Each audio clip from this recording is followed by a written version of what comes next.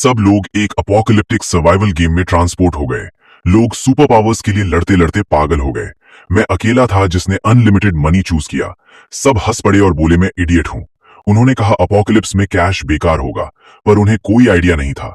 Zombies असली threat नहीं थे, सुपर पावर्स वाले जिंदा लोग कहीं ज्यादा डेंजरस थे। तब सिस्टम का अनाउंसमेंट बज उठा। हम 300 प्लेयर्स सीधा गेम में ड्रॉप कर दिए गए।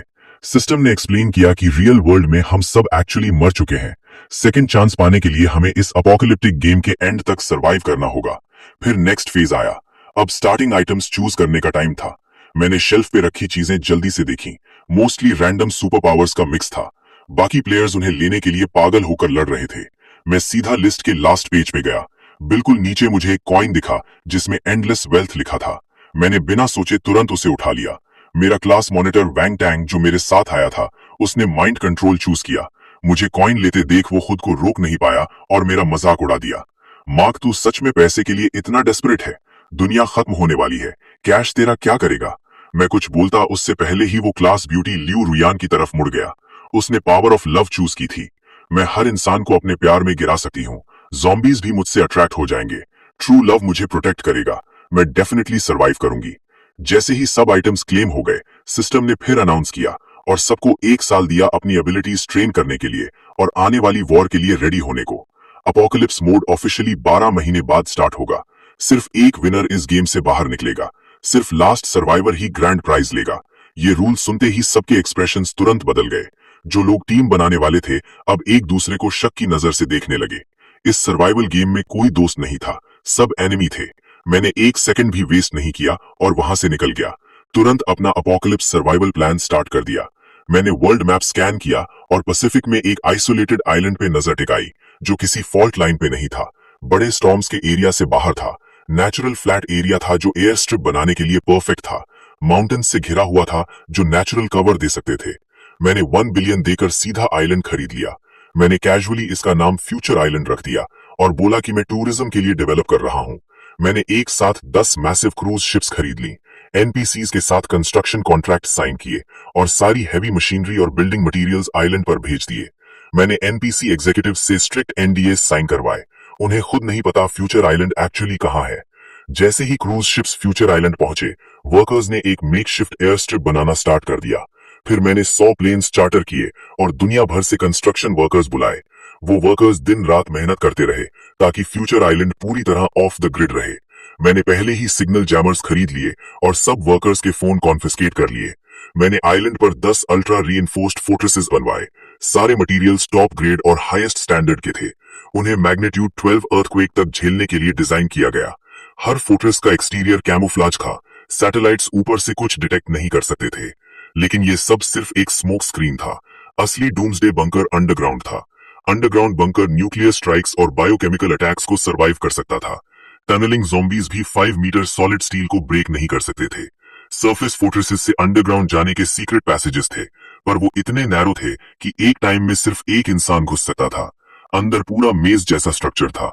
अगर किसी तरह सही रास्ता मिल भी जाए तो मेन डोर तक पहुंचना ट्रैप से बचने की गारंटी नहीं देता। अगर एक पैसेज डिस्ट्रॉय हो जाए तो मैं दूसरे पैसेजेस से वापस सरफेस पर आ सकता हूँ। अपोकलिप्स में एनर्जी सब कुछ होती है, इसलिए पावर सप्लाई के लिए मैंने विंड टर्बाइंस इंस्टॉल किए, साथ ही टाइडल और न्यूक्लियर पावर जनरेटर्स भी। पानी का सिस्टम भी इजी था। मैंने रेन वाटर कलेक्टर्स और सी वाटर डिसैलिनेशन सिस्टम्स लगाए, साथ ही ग्राउंड वाटर प्यूरिफिकेशन इक्विपमेंट भी, जो कंटामिनेटेड अपोकलिप्स वाटर को ड्रिंकेबल बना सके। इसके अलावा instant high temperature sterilisation, instant low temperature sterilisation, ultraviolet sterilisation और केमिकल स्टेरिलाइजेशन इक्विपमेंट भी लगाया। बंकर के सीवेज के लिए एक dedicated waste water treatment system था। फ्लड रिस्क को देखते हुए सब वॉल्स वाटरप्रूफ की गईं। ब्लास्ट डोर्स बंद होने पर एयर टाइट सील हो जाते। अंडरग्राउंड ड्रेनेज सिस्टम काफी स्ट्रॉन्ग था। मैंने multiple air purification systems install किए ताकि अंडरग्राउंड शेल्टर में हमेशा क्लीन और सफिशिएंट एयर रहे। बैकअप के लिए मैंने 1 लाख ऑक्सीजन कैनिस्टर्स भी स्टोर किए ताकि जरूरत पड़े तो मैं खुद को बंकर में सील कर सकूं। मैंने 12 सेपरेट कंपार्टमेंट्स बनाए। अगर 1 या 2 फेल हो जाए तो बाकी काम संभाल सकें। हर कंपार्टमेंट का अपना फंक्शन था। 3 कंपार्टमेंट्स में latest automated farming technology use की गई, जिसमें वेजिटेबल्स उगाई जा सकती थी, फिश रेस की जा सकती थी और चिकन्स भी रखे जा सकते थे। मैंने 2 वेयर हाउसेज में इतना सप्लाई स्टॉक किया कि 10 साल तक चल सके, मेडिसिन, फूड और वाटर। जब भी एनपीसीज को मेरे कंस्ट्रक्शन पर शक होता, मैं बस उन्हें टिप देकर चुप करा देता। फिर मैं ईगल लैंड गया और हैवी वेपनरी खरीदी, जिसमें मोबाइल कॉम्बैट रोबोट्स और रिकॉनेसेंस ड्रोन्स शामिल थे। और क्योंकि मैं इतना ज्यादा पे कर रहा था, मैंने ब्लैक मार्केट के थ्रू 2 न्यूक्लियर वॉरहेड्स भी ले लिए। कहीं एक बे में मैंने अपनी न्यूक्लियर सबमरीन और एक जेट स्टैश किया। अंडरग्राउंड बंकर से एक टनल सीधा सबमरीन डॉक तक जाता था। एबिलिटी वाले प्लेयर्स को आइलैंड तक पहुंचने से रोकने के लिए मैंने ओरिजिनल आइलैंड साइट पर आर्टिफिशियल रीफ्स लगाए, ताकि कोई भी बड़ा वेसल आए तो अटक कर डूब जाए। शोर के पास मैंने इलेक्ट्रिक फेंसिंग लगाई, जो पूरी कोस्ट लाइन को कवर करती थी, और सराउंडिंग वाटर्स में मैंने हर जगह एक्सप्लोसिव्स प्लांट कर दिए। मैंने रेडार सिस्टम्स भी इंस्टॉल किए, ताकि आइलैंड के पास आने वाली किसी भी चीज को डिटेक्ट करके टाइम पर डिस्ट्रॉय किया जा सके। मैंने स्काई में एक मैसिव इलेक्ट्रिक ग्रिड बनाया, ताकि इन्फेक्टेड बर्ड्स आइलैंड पर लैंड ना कर सकें। सिर्फ 1 साल में आइलैंड की डिफेंसेस फुली ऑपरेशनल हो गईं, और एनिमीज को कंफ्यूज करने के लिए मैंने दुनिया भर में टूरिज्म साइट्स डेवलप करने का ड्रामा भी किया, ताकि प्लेयर्स को शक ना हो। वो रिजॉर्ट्स एक्चुअली बैकअप लोकेशंस थे, जहां मैं बिना रीफ्यूलिंग के फ्लाई कर सकता था। लास्ट बैच ऑफ एनपीसीज को भेजने के बाद आइलैंड पर सिर्फ मैं रह गया। मैंने एक स्पेस एक्सप्लोरेशन कंपनी खरीदी और ऑर्बिट में 6000 से ज्यादा सैटेलाइट्स का कंट्रोल ले लिया, ताकि मेरा इंटरनेट कनेक्शन चलता रहे। उस 1 साल में मैंने दुनिया भर की एयरलाइंस और शिपिंग कंपनीज एक्वायर की, और फाइनल वीक में मैंने सब प्लेन्स और शिप्स डिस्ट्रॉय करने का ऑर्डर दे दिया। पूरी दुनिया को पता चल गया कि सबसे अमीर आदमी ने लॉन्ग डिस्टेंस ट्रांसपोर्टेशन खत्म कर दिया है। एनपीसीज को लगा वो पागल हो गया है, लेकिन प्लेयर्स समझ गए ये ग्लोबल टाइकून भी उनका कंपटीशन है। प्लेयर्स के चैट इंटरफेस में एक नोटिफिकेशन आया। वैंग टैंग ने मुझसे पूछा, मार्क, तो वो ग्लोबल टाइकून तू ही है ना? वो अकेला था जिसने मुझे इन्फिनिट वेल्थ पिक करते देखा था, पर मैंने उसे इग्नोर कर दिया। 1 हफ्ते बाद अपोकलिप्स आ गया। जिन प्लेयर्स ने अपनी एबिलिटीज मैक्स कर ली थी, वो एक्शन के लिए रेडी थे। पब्लिक स्क्रीन पर 300 प्लेयर्स के नाम और आईडीज दिखे। मैं नंबर 99 था, वैंग टैंग नंबर 100 और लियू यान रिन नंबर 101। अटेंशन, अपोकलिप्स शुरू हो चुका है। ये गेम तब तक चलेगा जब तक सिर्फ एक प्लेयर बचा रहे, और किसी ने एक्सपेक्ट नहीं किया था कि अपोकलिप्स की शुरुआत एक वर्ल्ड वाइड डाउनपोर से होगी। लगातार दिनों तक बारिश ने मैसिव फ्लडिंग ट्रिगर कर दी। फ्यूचर आइलैंड भी हिट हुआ, लेकिन आइलैंड इतना छोटा था कि 2 दिन में ही बादल आगे बढ़ गए। मुझे तो अंडरग्राउंड बंकर में छुपने का टाइम भी नहीं मिला, पर एबिलिटी यूजर्स पूरी तरह कॉट ऑफ गार्ड हो गए। वो भी इस दुनिया में बिल्कुल ब्रोक आए थे। पूरा साल अपनी पावर्स ट्रेन करते हुए साथ में पैसे कमाने के लिए स्ट्रगल करते रहे। उनकी हालत समझना मुश्किल नहीं था। जो सप्लाईज उन्होंने स्टॉक की थी वो बिल्कुल पैथेटिक थी। सिर्फ कुछ प्लेयर्स जो अपनी पावर्स का यूज क्राइम के लिए कर रहे थे, वही विला तक पहुंच पाए। उन्होंने बेसमेंट में शेल्टर बनाया, पर फ्लड सबसे पहले बेसमेंट में घुसा और उनकी सारी सप्लाईज बर्बाद हो गईं। पूरा विला पानी में डूब गया। कुछ प्लेयर्स ने अंडरग्राउंड गराजेस में शेल्टर बनाए थे, वो भी कंप्लीटली फ्लड हो गए। हाई फ्लोर शेल्टर्स फिलहाल सेफ थे, पर बारिश रुकने का नाम नहीं ले रही थी। अंडरग्राउंड प्लेयर्स की जो थोड़ी बहुत सप्लाईज थी वो धीरे धीरे खत्म होने लगी, और सब पैनिक करने लगे। और मैं आराम से स्नैक्स खा रहा था और लाइव स्ट्रीम देख रहा था। स्ट्रीमर कर्टन्स के पीछे छुपकर सामने वाली बिल्डिंग को सीक्रेटली फिल्म कर रहा था। एक प्लेयर फायर पावर्स यूज करके सप्लाईज लूट रहा था। ब्रो, ये कोई स्पेशल इफेक्ट्स नहीं है, ना ही कॉस्प्ले। ये रियल एबिलिटी यूजर है। ये पहले हमारे कॉम्प्लेक्स का सिक्योरिटी गार्ड था, अब दरवाजे जला रहा है। ये इसकी 10th रॉबरी है। चैट एक्सप्लोड हो रहा था। तो एबिलिटी यूजर सच में रियल है क्या? इसका मतलब अपोकलिप्स आ गया। स्ट्रीमर संभल के वो बिल्डिंग खत्म करके तेरे पास आएगा। किसी ने पूछा, फायर पावर रिलायबल है? फायर पावर वाले प्लेयर ने एनपीसीज को अलर्ट कर दिया। तुरंत स्वॉट ऑफिसर्स रेस्क्यू बोट्स में कॉम्प्लेक्स में आ गए और बिल्डिंग को गन्स के साथ सराउंड कर लिया। स्ट्रीमर के हाथ एक्साइटमेंट से कांप रहे थे। गाइस, पहली बार गन फाइट देख रहा हूँ। इस गार्ड की फायर इंसेन है। उसने सेकंड्स में स्टील गेट पिघला दिया। स्वॉट टीम बिल्डिंग में घुस गई। हैवी गन फायर स्टार्ट हो गया। अचानक रूफटॉप से एक फिगर उड़ा और सीधा फ्लड में गिर गया। कुछ ही देर में उस प्लेयर का नाम ग्लोबल चैट में ग्रे हो गया, मतलब वो मर चुका था। तभी वैंग टैंग ने मुझे फिर मैसेज किया, मार्क, टीम अप करते हैं। हम पुराने क्लासमेट्स हैं, हमारे नंबर्स भी पास में है। साथ रहे तो एंड पे पहुंच जाएंगे। वो बार बार वीडियो रिक्वेस्ट भेज रहा था, पर मैंने इग्नोर किया। अगर हम लास्ट 2 बचे तो वो माइंड कंट्रोल से मुझे मार देता और अकेला जीत जाता। वो मेरी इंटेलिजेंस को अंडर एस्टिमेट कर रहा था या अपनी को ओवर एस्टिमेट। पानी और इलेक्ट्रिसिटी कट हो चुकी थी। फूड खत्म हो रहा था। 3 महीने की फ्लड ने एनपीसीज की होप तोड़ दी। आखिर किसी ने रिस्क लेना शुरू किया। हर जगह लूट और आग लगने लगी। प्लेयर्स भी भीड़ में घुल मिलकर सर्वाइव करने की कोशिश कर रहे थे, पर एबिलिटीज छुप नहीं सकती थी। ऊपर तक बात पहुंची और डायरेक्ट ऑर्डर आया, एबिलिटी यूजर्स को पकड़ो। जो भी पकड़ा गया उसे रिसर्च फैसिलिटीज भेज दिया गया। 1 महीने में 30 प्लेयर्स के नाम पब्लिक स्क्रीन पर आ गए। सब प्लेयर्स डरा हुआ परिंदा बन गए, हर कोई टेंशन में, और मैं बिल्कुल अलग दुनिया में जी रहा था। कभी वेजिटेबल्स चेक करता, मैंशन में गेम्स खेलता, पूल में स्विम करता। फ्यूचर आइलैंड मेरे लिए पैराडाइज था। लाइफ परफेक्ट चल रही थी, लेकिन गुड टाइम्स ज्यादा देर नहीं टिकते। आखिर मुझे एक्सपोज कर दिया गया। किसी ने एनोनिमसली वर्ल्ड चैट में पोस्ट किया, प्लेयर 99 दुनिया का सबसे अमीर आदमी है। उसने अपोकलिप्स से पहले बहुत शेल्टर्स बनाए होंगे। उसे ढूंढो, सब बच जाएंगे। साइलेंट चैट एकदम ब्लास्ट हो गया। प्लेयर 99 बाहर आ, तू अकेला मजे कर रहा है और हम सफर कर रहे हैं। कितना क्रूअल है। ऐसे प्लेयर्स को एलिमिनेट करो। 99 को ढूंढो और सब बचेंगे। सब प्लेयर्स पागल हो गए, जैसे मुझे जिंदा छील देंगे। मैं सिर्फ शांति से रहना चाहता था, पर तुमने मुझे टारगेट बना दिया। मैंने वर्ल्ड चैट में मैसेज भेजा, सब काम डाउन करो, मैं ही प्लेयर 99 हूँ। तुम्हें शेल्टर्स चाहिए, मैं दे सकता हूँ, पर मैंने सिर्फ 4 कंट्रीज ड्रैगन, ईगल, हैंड्स और कैंगरू में शेल्टर्स बनाए हैं, और हर शेल्टर में मैक्स 20 लोग आ सकते हैं। मैंने वर्ल्ड मैप पे 4 स्पॉट्स मार्क किए हैं। तुम 200 से ज्यादा हो, सब फिट नहीं होंगे, लेकिन मैं पासवर्ड्स दे रहा हूँ। जो पहले पहुंच गया वो बच जाएगा। मेरे पीछे मत आना। जैसे ही मैंने पासवर्ड डाला, सब प्लेयर्स पागल हो गए। जो पहले शेल्टर पहुंच गया वो फ्लड से बच जाएगा। एक रात में ही कुछ प्लेयर्स पहुंच भी गए, मोस्टली स्पीड एबिलिटीज वाले। शेल्टर्स हाई ग्राउंड पर थे, इसलिए सेफ थे। अंदर जाते ही उन्हें पैराडाइज जैसा फील हुआ। मैंने इन्हें जानबूझकर लैविश बनाया था। हर फैसिलिटी अवेलेबल थी। फ्रीजर्स में फ्रोजन फीस्ट्स भरे पड़े थे। प्लेयर 58 ने प्राउडली लाइव स्ट्रीम स्टार्ट की। कभी एक्सपेक्ट नहीं किया था शेल्टर मिलेगा और इतना लग्जूरियस होगा। पैसा सच में हैप्पीनेस खरीदता है। अंदर लोग स्टेक और लैम खा रहे थे, रेड वाइन पी रहे थे, टेबल डेलिकेसीज से भरी थी। प्लेयर 58 बोला, 12 लोग ऑलरेडी अंदर हैं। उन्होंने वोट करके ड्रैगन किंगडम शेल्टर को लॉक कर दिया है। रिसोर्सेज लिमिटेड हैं, अब किसी को एंट्री नहीं मिलेगी।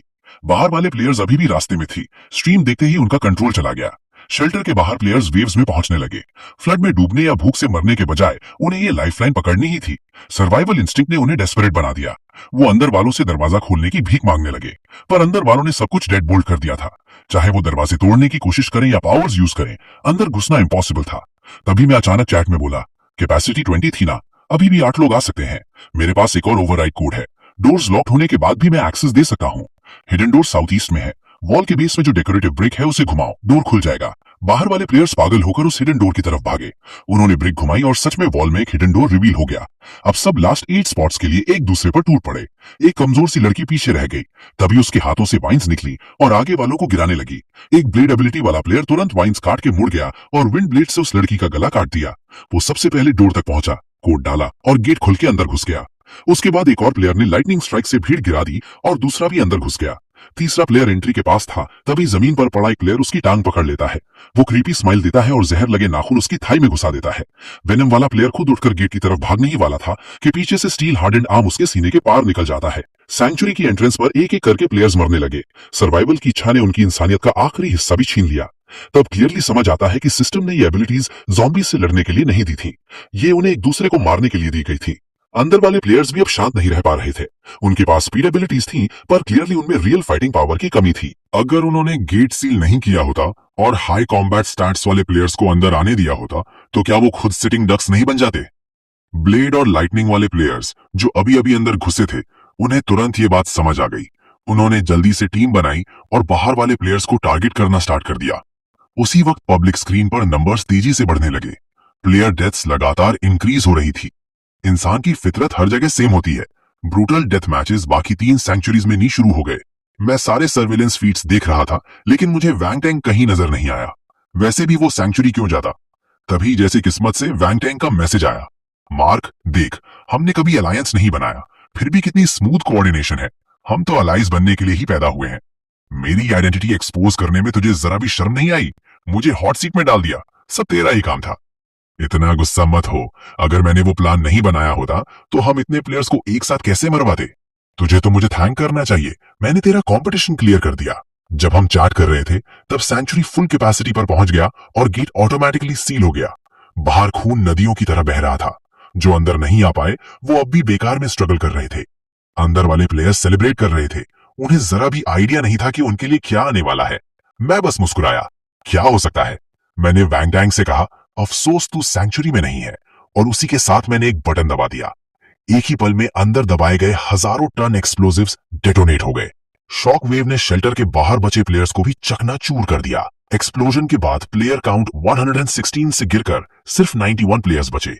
थोड़ी देर बाद वैंग टैंग का मैसेज आया, मैंने तुझे अंडर एस्टिमेट किया, असिस्ट के लिए थैंक्स, वरना इतने प्लेयर्स को एक जगह जमा करना मुश्किल था। जो प्लेयर्स बिना प्लेन या शिप के फ्यूचर आइलैंड तक पहुंच सकते थे वो अब खत्म हो गए। मैं 1 साल से प्लान बना रहा था कि सबको एक साथ कैसे खत्म करूं। वो शेल्टर्स ही उनकी कब्र बन गए। शेल्टर एक्सप्लोजन की न्यूज इतनी जल्दी बाहर नहीं पहुंच सकती थी। बाकी सर्वाइविंग प्लेयर्स को कुछ पता नहीं था, पर वैंग टैंग को तुरंत पता चल गया। मतलब वो कहीं दूर से सब देख रहा था। तब सिस्टम ने मुझे मैसेज दिया, कॉन्ग्रेचुलेशंस, तुम सबसे ज्यादा किल्स वाले प्लेयर बन गए हो, तुम्हें एक्स्ट्रा रिवॉर्ड मिलता है। मैं मुस्कुराए बिना नहीं रह सका, क्योंकि इस अपोकलिप्स में हमेशा सर्वाइवल ऑफ द फिटेस्ट होता है। 4 महीने बाद फ्लड का पानी धीरे धीरे कम हुआ और डूबी हुई जमीन फिर से सामने आई। सबने चैन की सांस ली और सोचा डिजास्टर खत्म हो गया, पर उन्हें यह नहीं पता था कि फ्लड एक प्लेग लेकर आया है। बहुत सारे मरे हुए एनपीसीज ज़ॉम्बीज बन गए। कांग्रेचुलेशंस उन 101 प्लेयर्स को जिन्होंने first stage apocalyptic flood clear किया। नेक्स्ट है सेकंड स्टेज अपोकलिप्टिक ज़ॉम्बीज। अब एबिलिटीज शाइन करेंगी। वो सो कॉल्ड नंबर 99 तो अब मरने वाला है। उसी वक्त लियो रुयान ने मुझे प्राइवेट मैसेज भेजा, मार्क, तेरे पास कोई एबिलिटी नहीं है, तू ज़ॉम्बी एपोकलिप्स सर्वाइव नहीं करेगा। अगर तू कुछ सप्लाईज शेयर करे और अपनी लोकेशन बता दे तो मैं तुझे प्रोटेक्ट कर सकती हूँ। मैंने धीरे से क्वेश्चन मार्क टाइप किया। मेरी एबिलिटी को अंडर एस्टिमेट मत कर, मैंने फ्लड इसी की वजह से सर्वाइव किया। मुझे पता था वो कैसे बची। अपनी लव एबिलिटी यूज करके नेबर्स से सप्लाईज ले ली और जब रेस्क्यू आया तो सबसे पहले वही बचाई गई। ये सोचकर मैंने रिप्लाई किया, सॉरी, मुझे इंटरेस्ट नहीं है। वैसे भी लियू रुयान को मेरा रिचेस्ट मैन होना पता चलना कोई कोइंसिडेंस नहीं था। ज़ॉम्बी वायरस हर कॉन्टिनेंट में फैल गया, क्योंकि मैंने पहले ही प्लेन्स और शिप्स डिस्ट्रॉय कर दिए थे और पैसिफिक आइलैंड नेशंस और अंटार्कटिका के रूट्स कट कर दिए थे। ट्रांसमिशन रुक गया। बेसिक ज़ॉम्बीज हैंडल करना मुश्किल नहीं था, पर वायरस बहुत फास्ट स्प्रेड हुआ। बार बार स्प्रेड होने के बाद म्यूटेशंस आने लगे, बिल्कुल जैसे मैंने प्रेडिक्ट किया था। स्मार्ट ज़ॉम्बीज और पावर्स वाले ज़ॉम्बीज क्वाइटली अपीयर होने लगे। अगर कोई ज़ॉम्बी एबिलिटी यूजर का फ्लैश खा ले तो उसकी पावर ले लेता। प्लेयर्स को समझ आ गया कि अलायंस के बिना वो मर जाएंगे, तो उन्होंने ग्रुप्स बना लिए और बेसिस बिल्ड किए ज़ॉम्बी अटैक्स रोकने के लिए। पर बेसिस सिर्फ ज़ॉम्बीज से नहीं लड़ रहे थे, वो एक दूसरे से भी लड़ रहे थे, सप्लाईज और सर्वाइवल के लिए। ज़ॉम्बी वायरस का सामना करते हुए मैंने ओशन में स्टील नेट्स लगवाए थे ताकि इन्फेक्टेड फिश फ्यूचर आइलैंड तक ना पहुंच सकें। ऊपर इलेक्ट्रिक ग्रिड्स भी लगा दी ताकि बर्ड्स लैंड ना कर सकें। धूप थोड़ी धीमी लगने लगी थी। रेनी डेज में मैं अंडरग्राउंड बंकर में ही रहता था और सिर्फ तब बाहर आता जब मशीन्स कंफर्म करती कि रेन क्लीन है। ये ज़ॉम्बी वायरस का मुझ पर सबसे बड़ा इफेक्ट था। लैंड बेस्ड नेटवर्क्स कब के क्रैश हो चुके थे। एनपीसीज सिर्फ रेडियो से कम्युनिकेट कर रहे थे, पर मुझे उस पुराने सिस्टम की जरूरत नहीं थी। मेरे पास हजारों सैटेलाइट्स थे जिससे मैं रियल टाइम में अर्थ देख रहा था। जैसे मैंने प्रेडिक्ट किया था, बर्ड्स वायरस कैरी कर रहे थे।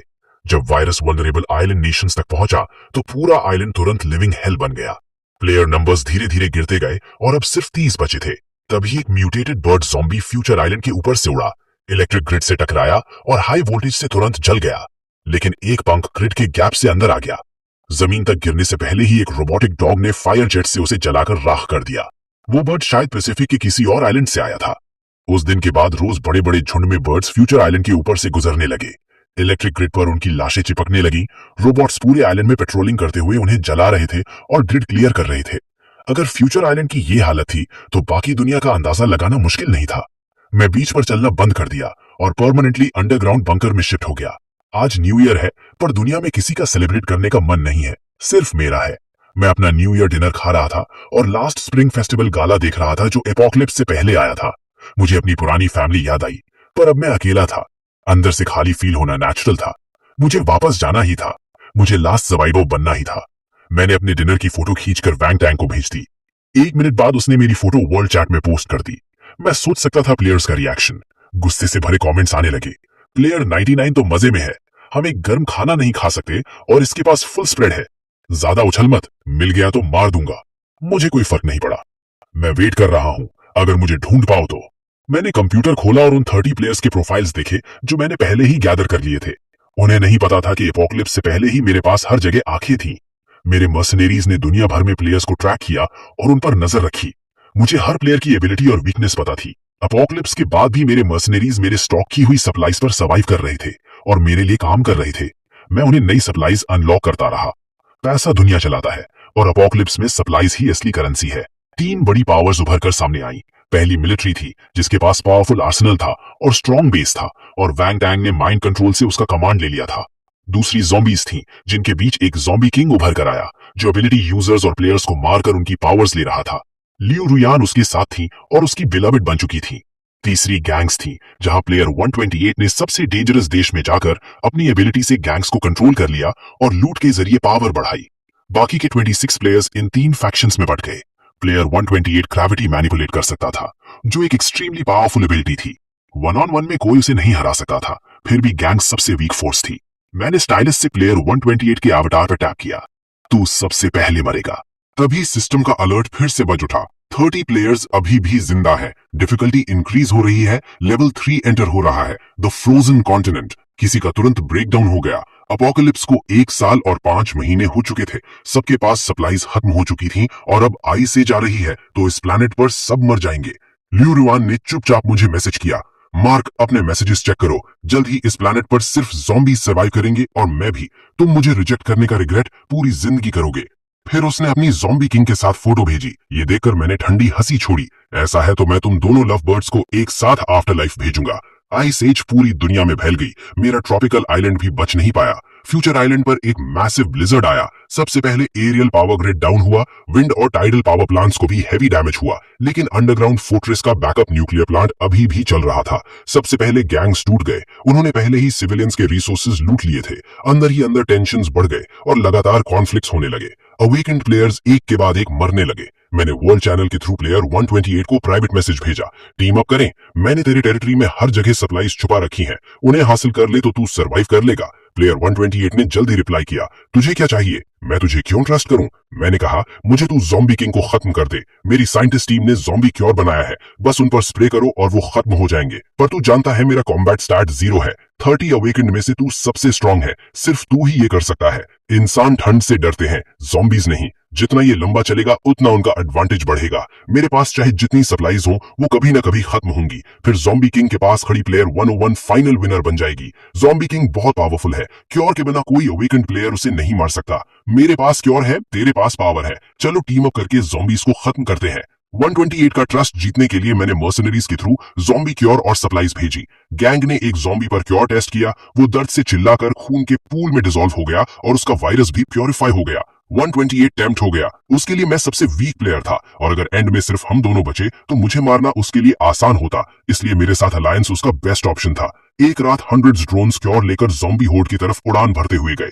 ज़ॉम्बी किंग ल्यू रुआन को बाहों में लिए सो रहा था। उसकी तेज सेंसेस ने तुरंत कुछ गलत फील किया। वो तुरंत उठ गया और ल्यू रुआन को ढककर साइड में रखा। आसमान से क्योर स्नो के साथ मिक्स होकर बरसने लगा। जो ज़ॉम्बीज उसके कांटेक्ट में आए वो दर्द से चिल्लाए और एक के बाद एक खून में डिसॉल्व होने लगे। ज़ॉम्बी किंग गुस्से से पागल हो गया। वो उछलकर नीचे आया और अपने हाथों से लाइट बीम्स चलाकर ड्रोन्स को तोड़ने लगा। 128 प्लेयर्स को लीड करते हुए अटैक में घुस गया। उसने अपनी ग्रेविटी पावर एक्टिवेट की और ज़ॉम्बी किंग को जमीन पर जकड़ दिया। इतना पावरफुल होने के बाद भी ज़ॉम्बी किंग अपना हाथ तक नहीं उठा पा रहा था। कई प्लेयर्स उस पर टूट पड़े। ज़ॉम्बी किंग ने दहाड़ मारी और अंधेरे में छुपे ज़ॉम्बीज बंदर की तरह प्लेयर्स पर झपट पड़े। 128 ने फिर अपनी पावर यूज की। ऊंची बिल्डिंग्स ग्रेविटी से टूट कर गिर गईं और बड़े बड़े पत्थर ज़ॉम्बीज पर टूट पड़े। ज़ॉम्बी किंग भी उनके नीचे दब गया। 128 के चेहरे पर जीत की स्माइल आ गई। उसे लगा ये पत्थर ज़ॉम्बी किंग को कुचल देंगे। ल्यू रुआन बालकनी पर खड़ी थी। उसने चेहरा ढककर चीख मारी। 128 ने बस उंगली हिलाई और उसके पैरों के नीचे की टेरेस टूट गई। वो सीधा नीचे गिरने लगी। इतनी ऊंचाई से गिरना मतलब पक्की मौत, लेकिन क्रिटिकल मोमेंट पर ज़ॉम्बी किंग रबल से निकलकर उसे पकड़ लेता है और साथ ही उसके एक हाथ से अनेक पतले थ्रेड्स निकलकर 128 को बांध लेते हैं। 128 का चेहरा शॉक से सफेद पड़ गया। उसे पता ही नहीं था कि ज़ॉम्बी किंग के पास ये मूव भी है। ज़ॉम्बी किंग ने हल्का सा पुल दिया और 128 का शरीर तुरंत टुकड़े टुकड़े हो गया। लेकिन ज़ॉम्बी किंग ने ये एक्सपेक्ट नहीं किया था कि 128 के शरीर में क्योर भरा हुआ है। पैकेट्स फटकर उसे घेर लेते हैं। ल्यू रुआन चीख पड़ती है और देखती है ज़ॉम्बी किंग उसके सामने खून में पिघल रहा है। वो डर के मारे हिल नहीं पा रही थी। ये जगह सच में जहन्नुम थी। वो भागती है पर जल्द ही बर्फ में गिरकर डूब जाती है। इस बार उसे बचाने कोई नहीं आता। दूसरों के प्यार पर डिपेंडेंट पावर आखिर में इतनी कमजोर ही होती है। वर्ल्ड चार्ट में 12 और प्लेयर्स के नाम ग्रे हो गए। मैंने अपनी नोटबुक में एक एक करके उनके नंबर्स काट दिए। जब मैं 128 पर आया तो उसकी वीकनेस लिखी थी यूनिवर्सल ग्रेविटेशन। एक्सट्रीमली लो मास ऑब्जेक्ट्स जैसे ज़ॉम्बी किंग के सिल्क थ्रेड्स को कंट्रोल नहीं कर सकता। मुझे इंफॉर्मेशन गैप्स का यूज करके ऐसे बैटल्स जीतना पसंद है जहां हार का चांस ना हो। अब मेरे पास सिर्फ एक ओपोनेंट बचा था, वैंग टैंग, जो मिलिट्री कंट्रोल कर रहा था। वो गेम खत्म करने के लिए बेचैन था। उसने वर्ल्ड चार्ट में मुझे चैलेंज किया, मार्क तू यहां तक अच्छा खेला पर हर गेम में एक लूजर होता है। अभी खुद को मार दे वरना मैं तुझे टॉर्चर करूंगा। मुझे पता है तेरे पास मर्सनरीज है पर वो मिलिट्री के सामने कुछ नहीं। तेरे पास बस पैसा है और मेरे पास मिसाइल्स, एयरक्राफ्ट कैरियर्स और मिलिट्री एयरक्राफ्ट है। तू जहां भी छुपे मैं तुझे ढूंढ लूंगा। मैंने चैट में उसे सीधा मिडिल फिंगर दिखा दिया। वैंग टैंग का माइंड कंट्रोल पावरफुल था लेकिन एक फेटल फ्लॉ था, उसे फेस टू फेस यूज करना पड़ता था। जब तक मैं अंडरग्राउंड बंकर में हूं वो मुझे टच नहीं कर सकता। लेकिन मैंने ये एक्सपेक्ट नहीं किया था। उसने सीधा फ्यूचर आइलैंड पर मिसाइल्स फायर कर दिए। कई मिसाइल्स आइलैंड पर बरस गए। काफी देर बाद भी मैं ऑफलाइन नहीं हुआ तो वैंग टैंग को यकीन नहीं हुआ। मार्क, तेरा हाइडआउट काफी सॉलिड है। फिर बोला, मैं खुद आकर तुझे बाहर निकालता हूँ। वो अपना एयरक्राफ्ट कैरियर लेकर आ गया। उसके लिए मेरे रीफ्स कुछ नहीं थे। जब वो फ्यूचर आइलैंड पर उतरा तो पूरा आइलैंड धुएं से भरा था। माउंटेन्स फ्लैट हो चुके थे, जमीन गड्ढों से भरी थी, सारी डिफेंसेस खत्म हो चुकी थी। उसने अंडरग्राउंड फुटरेस्ट के एक्सपोज्ड एंट्रेंस को देखा और मुस्कुराया जैसे मैं उसके हाथ लग चुका हूँ। उसने अपने लोगों को हैवी वेपन से एंट्रेंस उड़ाने का ऑर्डर दिया। कई राउंड्स के बाद डोर टूट गया और अंदर का पैसेज दिखने लगा। मैंने तुरंत उसे वीडियो कॉल भेजी। उसने स्मग फेस के साथ रिसीव की और अंधेरे टनल को देखते हुए बोला, अब माफी मांगने में देर हो चुकी है मार्क। उसने अपने लोगों को अंदर भेजने का सिग्नल दिया। मैं वीडियो में शांत रहकर अपने पीछे के एंडलेस कॉस्मोस की तरफ इशारा करते हुए बोला, किसने कहा मैं फ्यूचर आइलैंड पर हूँ? आंखें खोल और देख मैं कहाँ हूँ। जैसे ही मैंने ये कहा, एक न्यूक फ्यूचर आइलैंड पर डेटोनेट हो गया। प्लेयर 100 का नाम फाइनली ग्रे हो गया। सिस्टम ने विक्ट्री टोन बजाई। कांग्रेचुलेशंस प्लेयर 99, तुम ही सोल विनर हो। तुमने गेम क्लियर कर लिया। वैंग टैंग के पास एक स्पेशल प्लेयर था जो किसी भी फोटो से एग्जैक्ट लोकेशन ट्रैक कर सकता था। वो एबिलिटी बेकार लगती थी, पर वैंग टैंग ने उसका परफेक्ट यूज देखा। उसने मुझे बार बार वीडियो कॉल्स किए, पर मैंने कभी पिक नहीं किया। फिर न्यू ईयर पर मैंने उसे फोटो भेजी। उसने मुझे इडियट समझकर मेरी लोकेशन ट्रैक की और वेट किया कि गैंग्स और ज़ॉम्बी किंग खत्म हो जाएं ताकि वो सब ले सके और मुझे उड़ा दे। पर मुझे उसके प्लेयर्स और प्लान सब पता थे। वो फोटो मैंने जानबूझकर लीक की थी ताकि उसे फ्यूचर आइलैंड पर खींच कर लाऊं। फोटो भेजने के बाद मैं आइलैंड छोड़ चुका था। सिस्टम ने मुझे रिवॉर्ड दिया था, एक बार इंस्टेंट टेलीपोर्ट का चांस विद ऑल सप्लाईज। बिल्कुल वैसे ही मैं एक स्पेस स्टेशन पर टेलीपोर्ट हो गया, लेकिन सिस्टम ने वापस अर्थ आने का कोई तरीका नहीं दिया। मैं इस रिवॉर्ड को एंड तक यूज नहीं कर सकता था।